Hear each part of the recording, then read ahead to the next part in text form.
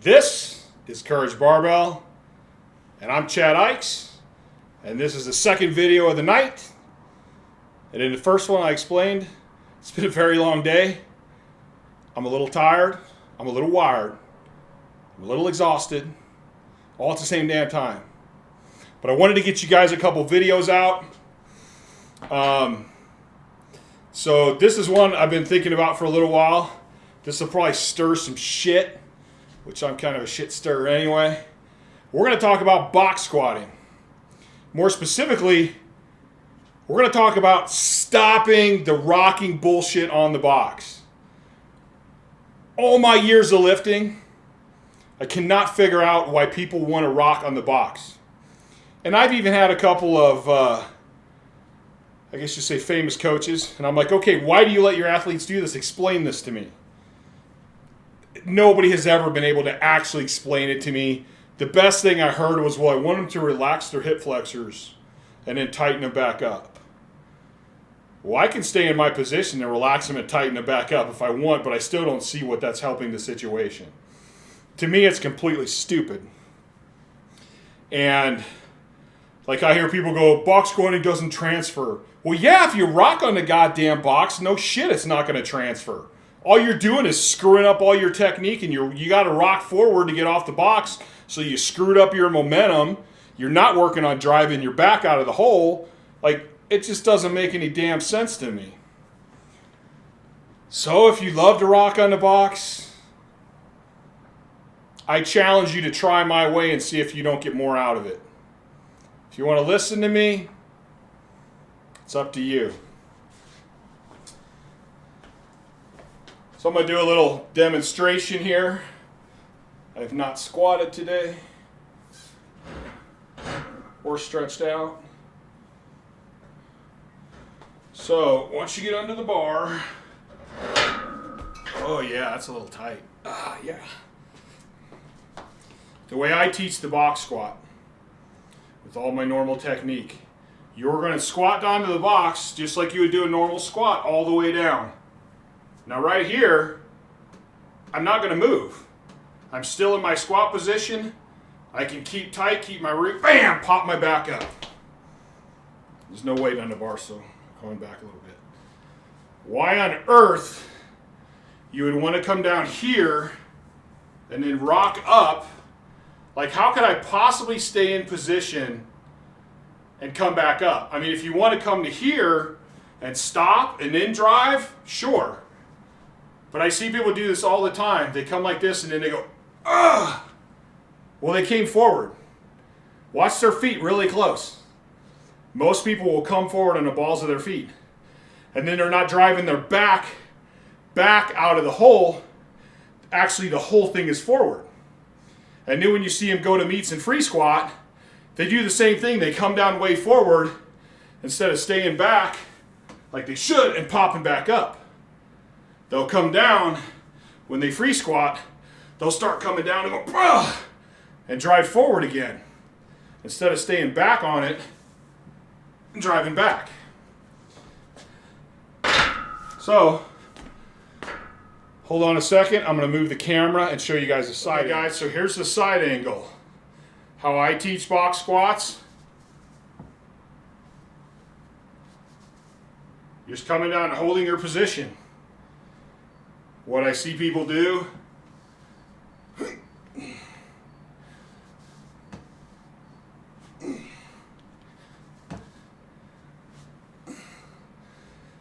if you get really good, I could probably do a little rock and not be too bad, but I'm a really good squatter. Most people, what's going to happen is they're going to come here, and now once they hit the position, they have momentum driving them forward. So they're going to go like this, and you can see right there, my heels didn't come up, but I'm still on the balls of my feet, and I'm leaning forward now, where this is mid-foot and back where I want to be. And that's quite a bit of change. You got 500, 700, 800 pounds on your back, that's going to be a whole different ball game.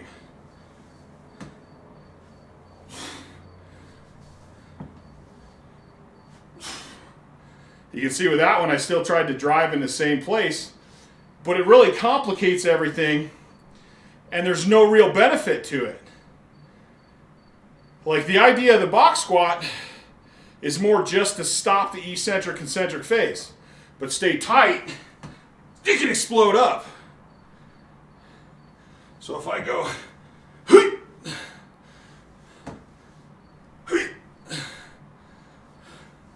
but I'm probably not too bad, but I can still tell it's not perfect. Most people, they're out here. And again, that's a big difference. So from my perspective, I see zero benefit to rocking on the box. I can't rock on a squat without a box. And especially nowadays with raw squatting being more popular, a raw squatter can still make a shit ton of gains using a box. They can become way more explosive. It helps with actually finding your parallel because you can set a box at parallel and get used to that height. But if you're going to rock on it, you're just complicating things. Yes, I'm a pretty good squatter. I can rock and still hit pretty good, but also that was just with the bar. So I don't have as much momentum going forward. I put 400 pounds on there and rock forward. That's a lot more momentum going forward that I now try to have to go in reverse of. Why not just sit down in perfect form and work on driving that back up and popping that back out of the hole? Like, why would I complicate something that is actually pretty simple? Just squat on the box like you always squat. Now you have something to help you gauge your depth. You're stopping and breaking up the eccentric concentric phase, which is going to help you become more explosive. It's going to allow you to learn to sit back better without fear of falling, so it's going to help you learn your hip hinge. But once you add the rocking into it, I go, well, wait a minute, you just complicated something that's actually pretty simple. Simple and helpful, and you complicating it. Why? Why not just keep in the right position? It's really not that hard. Anyway, again, there's people that have been doing it forever. There's people that have put up big squats when they rock on all their dynamic work on the box. So there's always multiple options. From my standpoint, why complicate it when it's actually pretty easy? Why not just keep my squat form exactly like it is? Why do I want to mess up that rhythm of good, really good technique?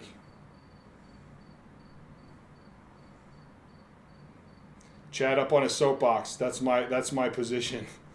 All right, guys. Please like the channel. Please subscribe to the channel. Listen, I got a lot of years doing this. I got a lot of experience. I love helping lifters get stronger and better.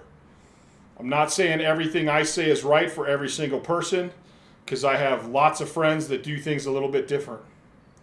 All I'm saying is I think my background speaks for itself. Just give it a thought. Give it a try. If you're a rocker, stop rocking for 3 to 4 months. See how that transfers into your squat. All right, guys. Like it. Comment on it. Subscribe to it. Share it.